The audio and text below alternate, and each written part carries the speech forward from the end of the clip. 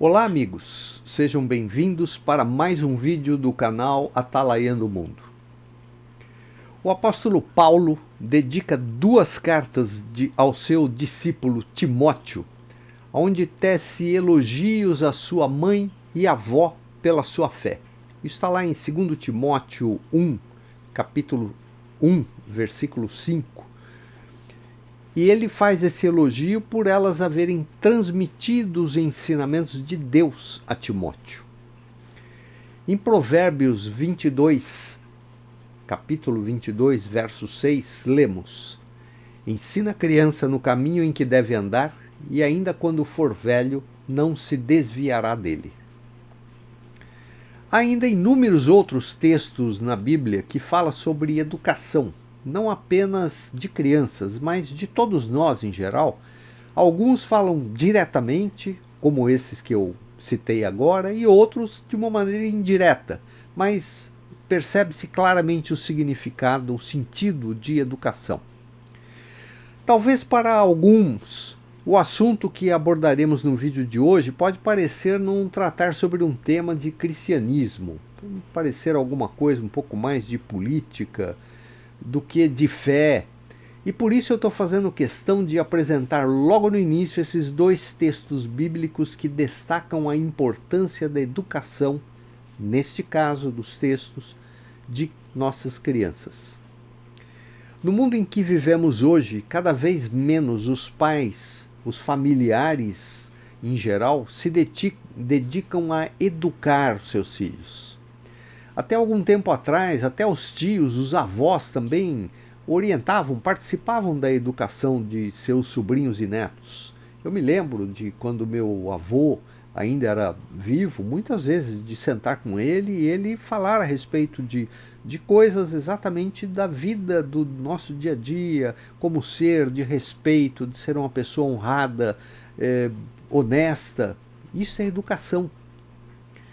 Hoje em dia, talvez pela falta de tempo, preguiça ou qualquer outro aspecto, muitas crianças são deixadas à sua própria conta. Os pais terceirizaram a educação de seus filhos. A família terceirizou. Terceirizou para o Estado, que é representado pelos professores. Instruir em matemática, física, química, línguas, biologia, história, geografia não é educar. Educação são as boas maneiras, o respeito por si, pelos outros, a religião, o conhecimento da palavra de Deus, honra, dignidade. Isto não é função da escola. A escola ensina. Estas outras matérias, matemática, física, química, educação no sentido de boas maneiras, de respeito, de ser honrado, honesto, de saber lidar com as pessoas. Isto é educação. E isso é feito em casa. Religião, o mais importante. Como os pais estão deixando espaços em aberto na educação dos seus filhos, o Estado, que é mal intencionado, está ocupando esse espaço e está doutrinando as crianças com a sua própria visão de mundo, a visão de mundo do Estado, de maneira que, na absoluta maioria das vezes, esta visão do Estado se choca com os princípios cristãos. E ao invés de buscar transmitir uma cultura superior, no sentido de valores morais, valores eternos, o Estado está ensinando matérias fúteis, que é desprovida de valores sólidos e valores atemporais. A nossa sociedade está de tal forma tomada por essa ideologia que é chamada woke, que fala de todas essas coisas, de gênero, diversidade, todas essas matérias, tudo isso que está sendo ensinado nas escolas, ela está tomada, o Estado, a escola está tomada por essa ideologia woke, que isso está incrustado nas estruturas governamentais, que o Estado se rebela quando alguém ousa desafiar a vontade e o poder desse Estado. Hoje em dia, você falar contra isso, você pode ser processado, preso. Isto é porque o Estado está se vendo afrontado. E, portanto, ele, como tem o poder na mão, ele processa, prende. É isso que nós vemos. No vídeo de hoje, nós vamos ver uma matéria sobre um acontecimento aqui no Brasil, que está repercutindo no exterior. É uma matéria que foi publicada pelo portal da internet americano chamado The Christian Post, que eu já trouxe matérias desse jornal aqui, e essa matéria foi uma matéria específica neste jornal americano falando sobre este caso que aconteceu aqui no Brasil. E eu peguei essa matéria neste jornal, traduzi pela própria internet e trago então aqui para nós lermos juntos e eu fazer alguns comentários. Então, após a vinheta, vamos ao vídeo desta semana.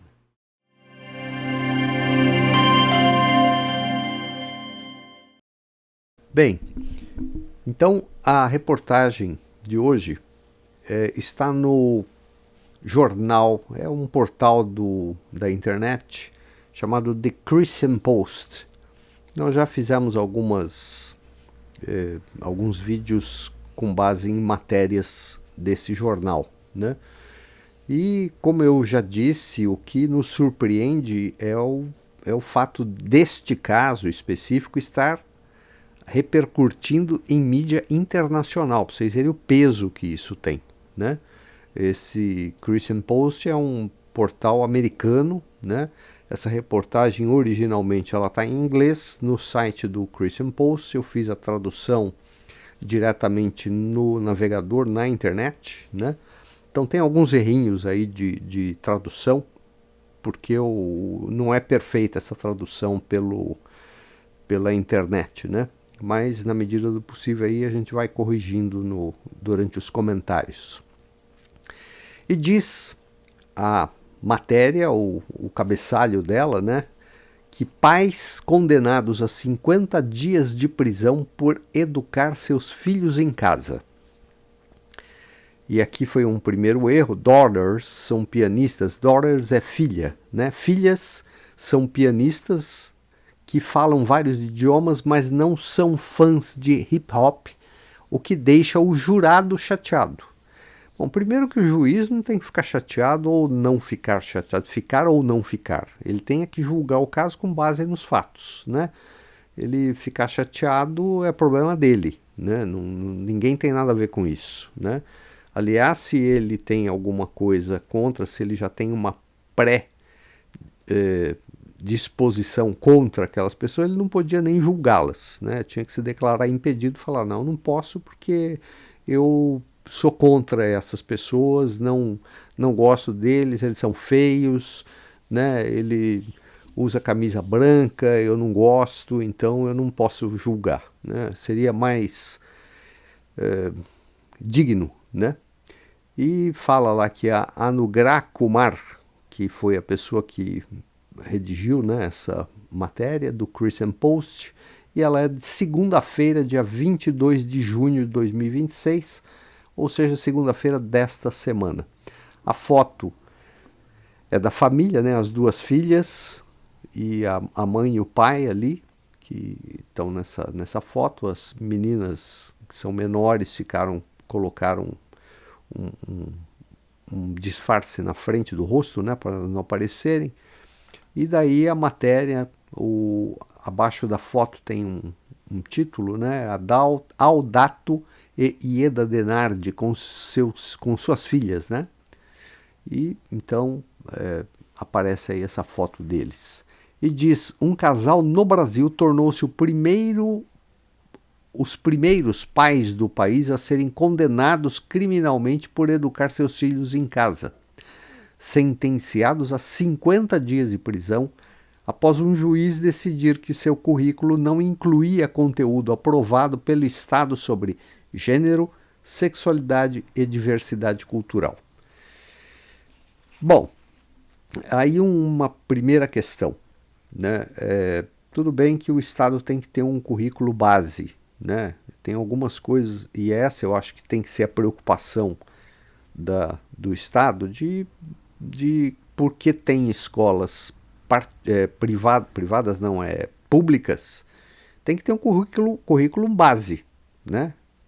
Então tem que ter lá português, matemática, história, geografia, física, química, biologia, enfim, essas matérias que são a base do ensino.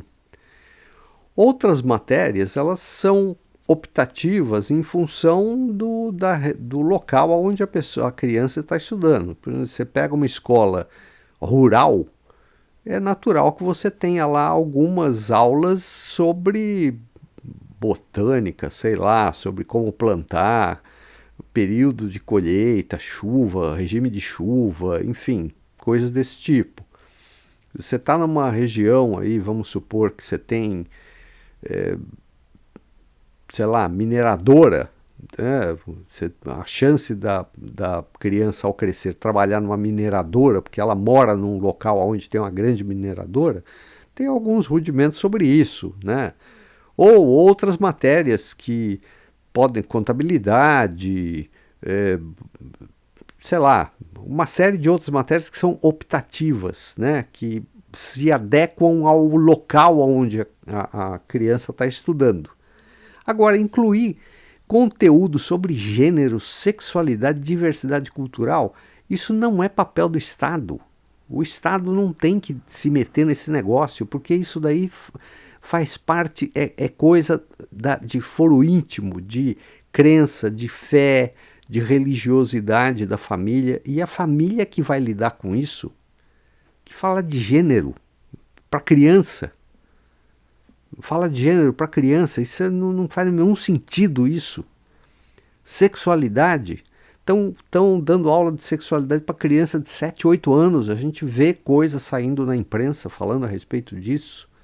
Diversidade cultural, precisa ver o que eles chamam de diversidade cultural.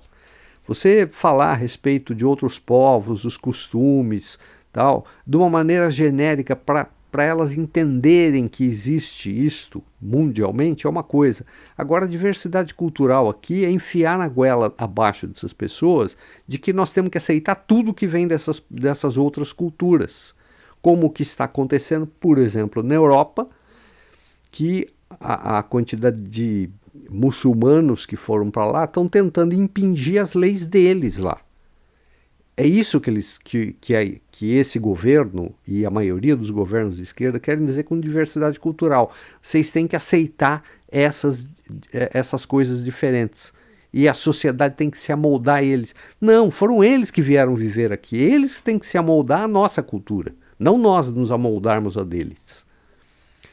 E continua dizendo que o Aldato e Ieda Denardi foram condenados por, aspas, negligência intelectual. De pasmo. Quando a gente lê a continuidade do texto aqui, a gente fica pasmo do juiz ter cara de pau de falar um negócio desse. Então eles foram condenados por negligência intelectual por um tribunal inferior, ou seja, de primeira instância, né, em São Paulo, em abril último, né? Segundo o Grupo Cristão de Defesa Jurídica, ADF Internacional, que apoia o recurso da família. Tem até então esse grupo de defesa jurídica que é internacional, que é de outro país, não sei de onde que é, esse ADF, está apoiando essa família, de tal a repercussão que teve isso. E continua dizendo que o juiz que sentenciou concluiu que o programa de educação domiciliar para suas filhas de 15 e 11 anos não incluía instrução sobre, abre aspas, educação de gênero e sexualidade ou tolerância e diversidade. Então, volto a dizer, gênero e sexualidade não tem nada a ver com o Estado. Isto é problema da família. Não é o Estado que se mete nisso. O Estado não tem poder, quer dizer, não deveria ter poder para isso. Segundo a nossa cosmovisão cristã, o Estado não é para ter, porque isso daí tem a ver com a religião das pessoas, né? Não a ver com a visão que o Estado tem. O Estado não tem visão de nada. A visão do Estado é a visão do conjunto de pessoas que vivem nessa sociedade, né?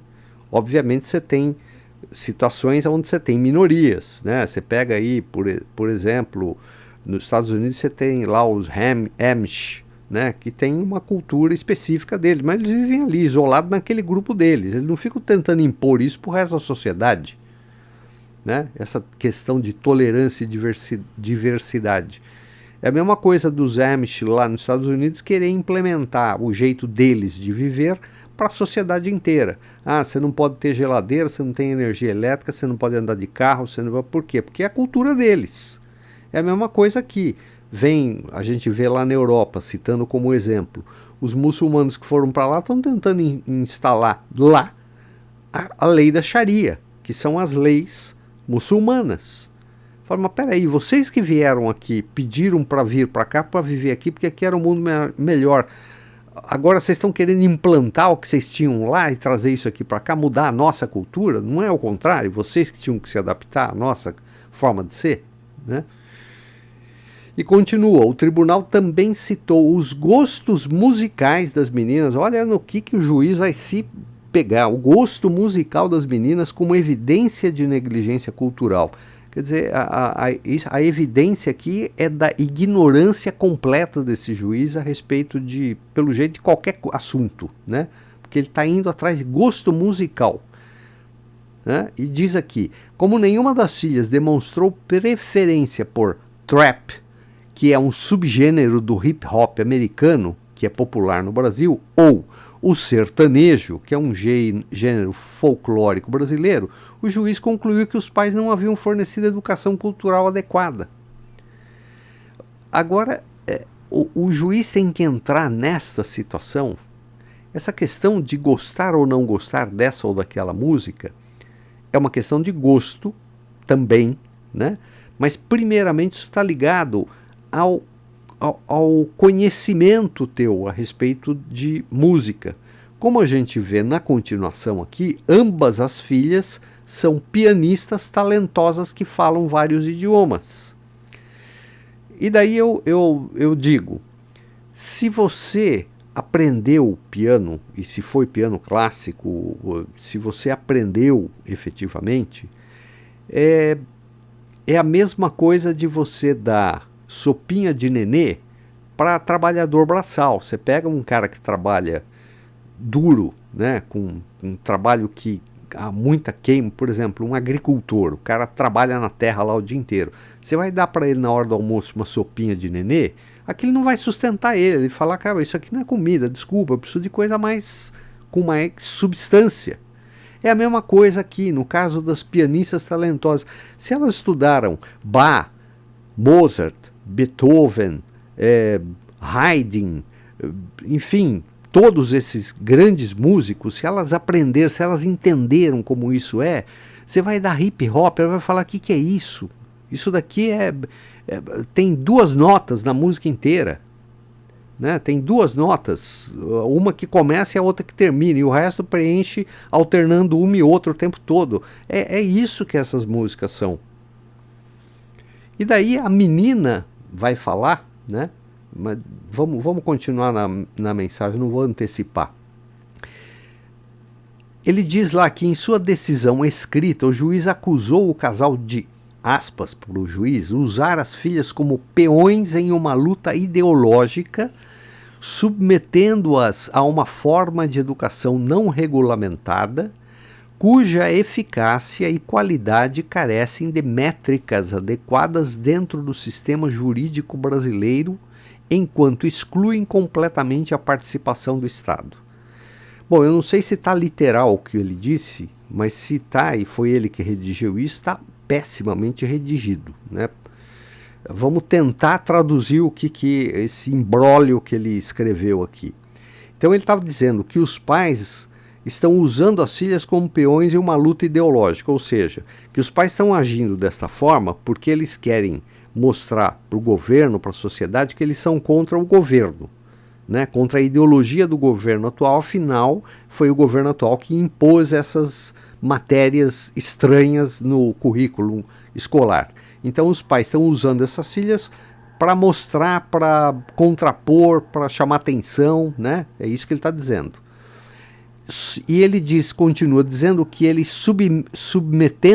os pais estão submetendo as filhas a uma forma de educação não regulamentada, não regulamentada, que não deveria estar regulamentada, porque não é papel do Estado decidir sobre esse tipo de matéria, né?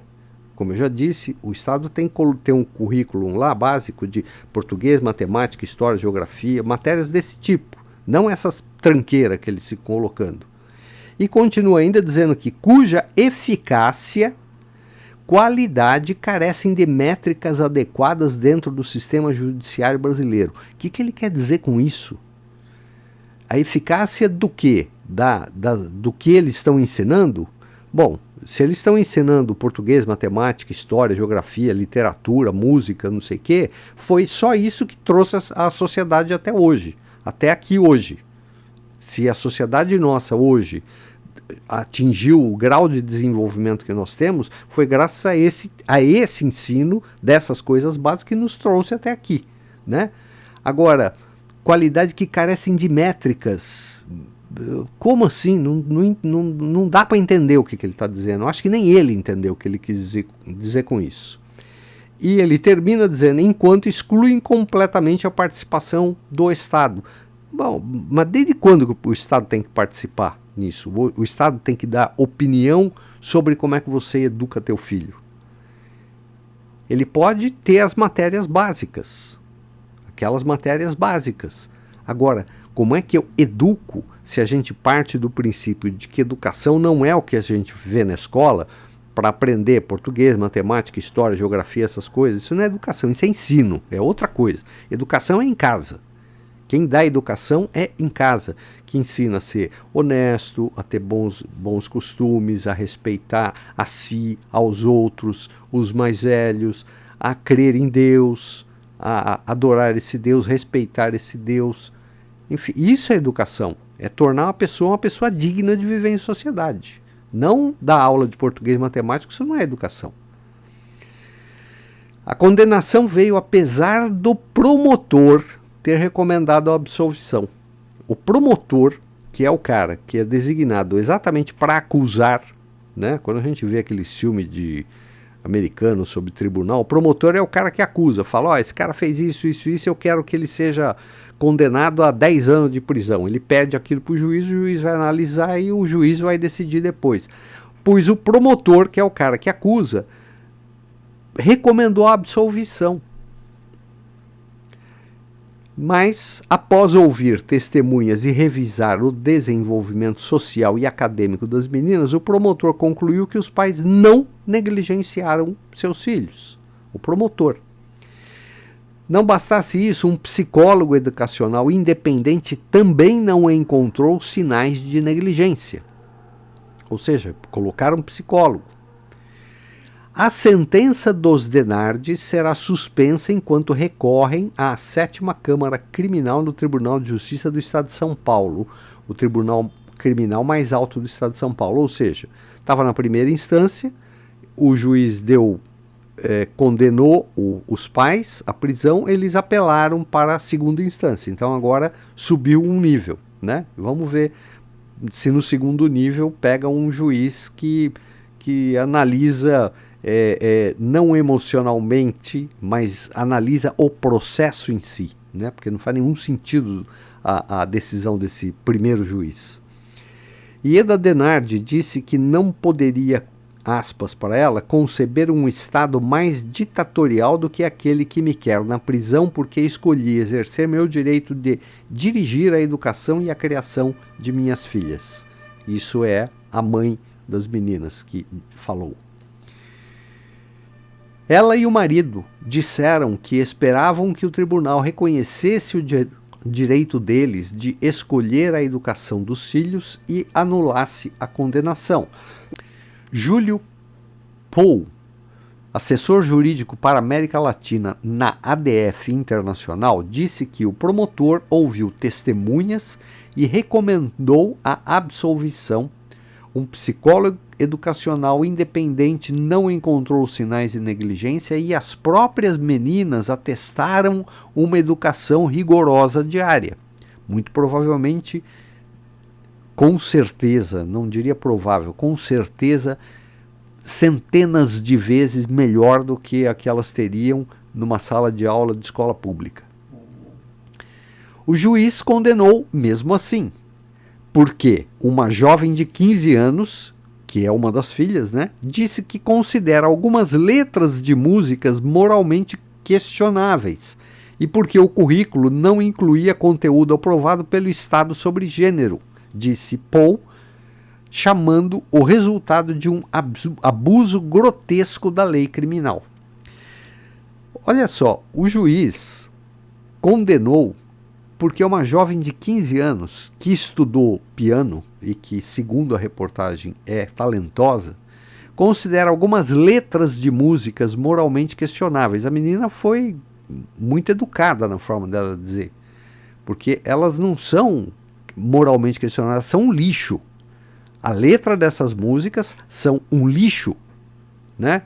Aquilo ali se você colocar aquilo ali em qualquer outro lugar, vai ter gente que vai morrer, porque é um absurdo que a gente escuta em algumas dessas letras, né? E também porque o currículo que os pais elaboraram para as meninas não incluía conteúdo aprovado pelo Estado sobre gênero. Mas desde quando que o Estado tem que se meter nisso? Ela poderia, os pais até poderiam ter, para chegar e falar, olha, eles querem que você aprenda isso, isso e isso. Isso aqui significa isso, isso, isso, isso. E isso vai contra a nossa religião. Tá? A religião, Deus, quando criou o mundo, o universo, o homem, ele colocou lá as regras, né? Portanto, o que eles estão falando vai contra a Bíblia. Seria até bom eles darem essa aula para explicitar isso para as meninas, se é que não estão fazendo, né? E, obviamente, é um abuso grotesco da lei criminal, não tenho a menor dúvida disso.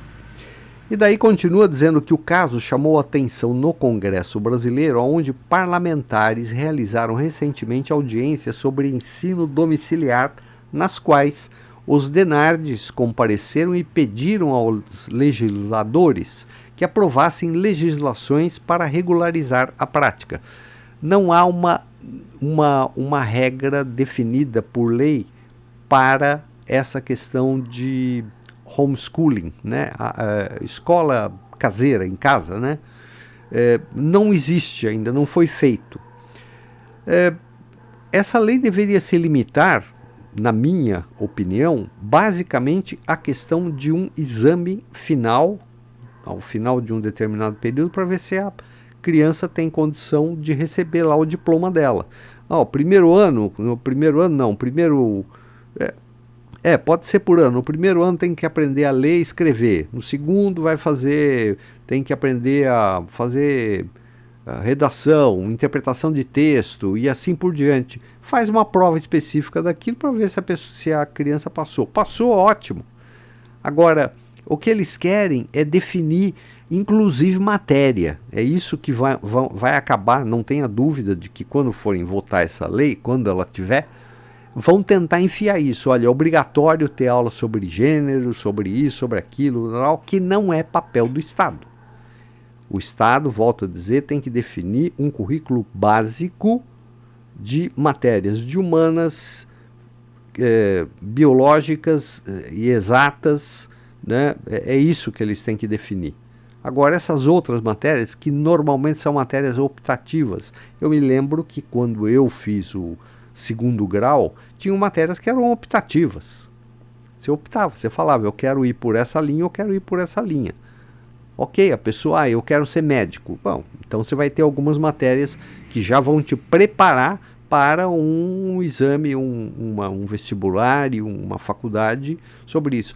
Não, eu quero ser contador, administrador de empresa. Tá bom, então você vai ter outras matérias mais voltadas para isso aqui. Embora que é muito difícil, porque nessa idade, muitas vezes você não sabe exatamente qual o caminho, né, que você vai seguir no futuro. Agora, essas matérias sobre gênero, sobre diversidade, isso na escola, faça-me o favor, né? Faça-me o favor. Isso daí não é papel do Estado. Continuando, Um projeto de lei que legaliza o ensino domiciliar foi aprovado na Câmara dos Representantes em 2022, mas desde então está paralisado no Senado, deixando cerca de 70 mil crianças educadas em casa e seus pais em incerteza legal. Incerteza porque ele nunca sabe se ao final desse período a criança já terminou os estudos ou chegou, já poderia receber o diploma. Ele não sabe se na hora que ele for fazer lá uma prova, alguma coisa, se vão reconhecer tudo aquilo. Talvez ela tenha que fazer tudo de novo. É por isso a incerteza, né? O que é lamentável, né? Já passou pelo jeito na Câmara dos Deputados, que eles estão falando, mas agora o Senado sentou em cima do negócio e não toca o negócio para frente.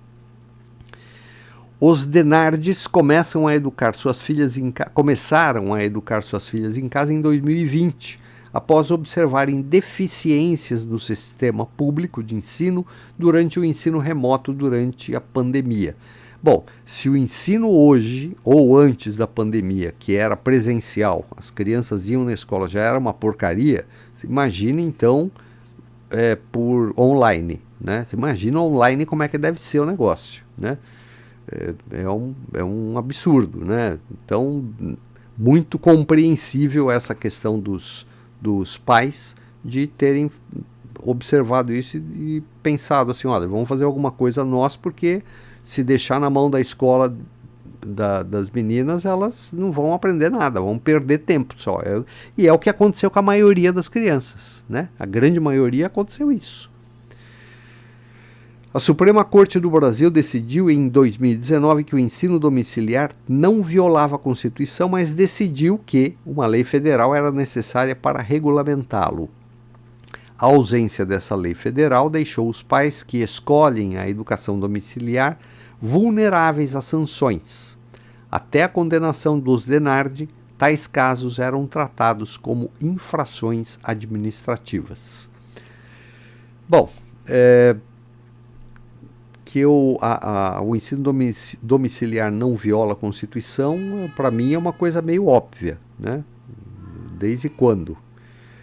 Mas eles acham que precisa de uma lei federal. Eu acho que talvez precise para definir exatamente isso, como é que vai ser o sistema para definir se ela foi aprovada ou não. Tem que ter uma prova, alguma coisa, né? Para garantir que a criança ou o adolescente, né, se ele teve aproveitamento naquilo, né, porque você está preparando essa pessoa para ser um profissional amanhã, né, então tem que ter algumas garantias de que ela aprendeu o mínimo necessário para seguir à frente, né, até para poder aproveitar, né, porque a gente vê uma das deficiências hoje em dia, que a gente percebe claramente, leitura e interpretação de texto. As coisas que a gente vê na internet, né, de comentários de pessoas, às vezes aquelas discussões, você vê em vídeo do YouTube, tem aquele negócio de comentários, você percebe claramente pessoas fazendo comentários sobre o vídeo em si, onde a pessoa não entendeu o que é que a pessoa que fez o vídeo, o que ela disse. Né? Você percebe claramente ali que ela não conseguiu interpretar direito o que era, do que se tratava o assunto. Isso num vídeo. Agora imagine num texto. Você pegar uma poesia, fala, olha, me diz o que essa poesia está dizendo. O que o poeta estava falando aqui. Eu não vai conseguir explicar. Muita gente não vai conseguir explicar. Ou mesmo pegar um livro de um romance, ou um livro de ficção. Tem uma deficiência de interpretação de texto, é uma coisa terrível. Agora imagina isto em profissões como médicos, dentistas, engenheiros, piloto de avião, né? Porque uma coisa é você errar numa coisa que você não vai matar ninguém, né? Você pode no máximo cometer vai ter um prejuízo grande, mas você não mata ninguém. Agora um médico, um engenheiro que constrói aí prédios, ponte, ou um piloto de avião que está carregando ali, né, aquele mundaréu de gente dentro do avião, ou é um risco muito grande. Então tem que ter uma base, pelo menos um critério de aprovação. E é isso que eu acho que deveria ser essa lei Federal definir como é que vão ser os critérios para aprovação dos alunos que fizeram homeschooling, como eles vão ser avaliados para receberem o seu diploma. É isso que eu imagino que deveria ser feito. Então essa é a reportagem que eu queria mostrar para vocês nessa semana.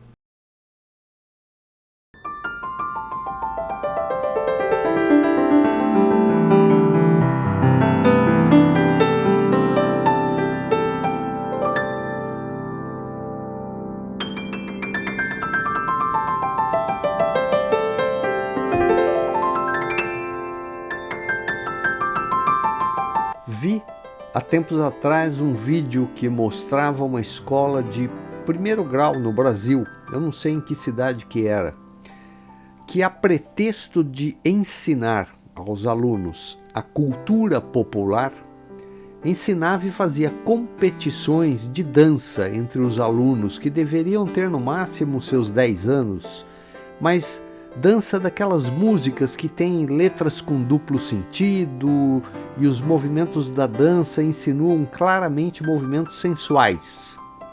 Eu estou sendo polido aqui para relatar isso, mas creio que vocês entendam o que eu estou tentando explicar. Não creio que este vídeo que eu assisti sobre essa escola seja uma exceção entre as escolas públicas, infelizmente. O que esses pais da reportagem estavam também tentando evitar é isto: sujeitar as suas filhas a esta cultura que não agrega nada ao desenvolvimento intelectual e moral da criança. Ao contrário, incentiva e desperta instintos que no seu tempo certo virão. Não é necessário fazer nada, porque esses instintos virão naturalmente. Não precisam ser antecipados. Por isso, a Bíblia nos alerta para ensinarmos os nossos filhos dentro da palavra de Deus, mostrando a eles o caminho a ser trilhado. Entretanto, o que vemos é que o Estado quer tomar o lugar dos pais, da família, e o Estado quer determinar o que deve ser ensinado, para assim degradar toda a sociedade futura, a atual e a futura, com valores fúteis, para dizer o mínimo. Isso possibilita maior facilidade no controle social, porque se a sociedade não possui valores morais sólidos, tudo vale e, portanto, não faz sentido combater o governo. Se o cristianismo chegou até aqui, no Ocidente, e se mantém ainda aqui, é porque ele foi ensinado para todos nós, quando crianças e ainda como adultos. Ele foi ensinado, seja oralmente, seja nas igrejas, nas famílias, nas escolas e nas universidades, que, aliás, universidades que foram criadas pelos cristãos. A educação pela família é a base do cristianismo. Portanto, o Estado quer usurpar este direito e esta propriedade da família. E isto é um abuso característico dos estados tirânicos. O fato deste evento que vimos nessa reportagem ter a repercussão internacional que observamos é um sinal de que o Brasil está sendo observado no exterior com lupa, face às arbitrariedades que temos sofrido nos últimos anos. Na próxima semana eu vou trazer mais algumas reportagens que existem sobre fatos como este, aqui no Brasil. Não é de lá de fora, é aqui no Brasil. E, portanto, por enquanto, o que nós podemos é pedir que Deus nos abençoe. Abençoe as famílias, em especial esta que foi relatada nessa reportagem de hoje. Abençoe a nossa nação, que passa por momentos tão difíceis, e que nos dê a força, a fé e a coragem para seguirmos levando a palavra de Deus para aqueles que necessitam conhecer. Um grande abraço e até o próximo vídeo, se Ele nos permitir.